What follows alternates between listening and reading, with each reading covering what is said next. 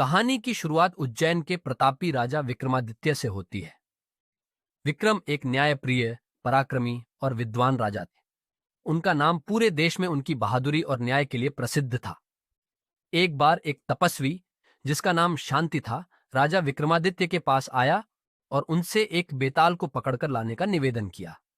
विक्रमादित्य को एक बेताल पकड़ने का काम सौंपा गया था, जो श्मशान में एक पेड़ पर उल्टा लटका रहता था।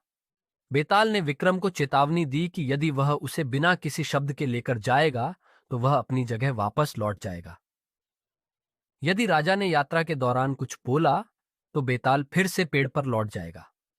यात्रा के दौरान बेताल ने राजा विक्रम को विभिन्न कहानियां सुनाई और प्रत्येक कहानी के अंत में एक चुनौती दी। यदि राजा ने सही उत्तर दिया तो बेताल फिर से अपने स्थान पर लौट जाता। यदि राजा चुप रहता और जवाब नहीं देता तो वह बेताल को बिना बाधा के ले जा सकता था। हर बार बेताल एक कठिन नैतिक प्रश्न राजा विक्रम के सामने रखता। राजा विक्रम अपनी बुद्धिमानी और न्यायप्रियता से हर बार सही उत्तर देता। इसके परिणाम स्वरूप बेताल बार बार अपनी जगह लौट जाता था। यह प्रक्रिया कई बार दोहराई गई, लेकिन अंततः विक्रम ने अपने धैर्य और साहस से बेताल को अपने वश में कर लिया और उसे तपस्वी के पास लेकर गए।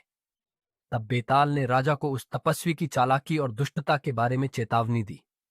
बेताल ने बताया कि वह तपस्वी राजा विक्रम की हत्या कर अपने स्वार्थी उद्देश्यों की पूर्ति करना चाहता है।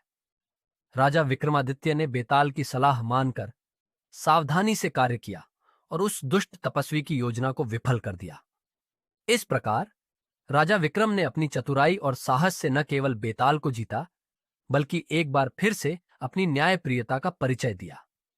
इस पूरी कहानी में यह सिखाया गया है कि बुद्धिमानी, धैर्य और न्याय के गुणों के माध्यम से सबसे कठिन समस्याओं को भी सुलझाया जा सकता है।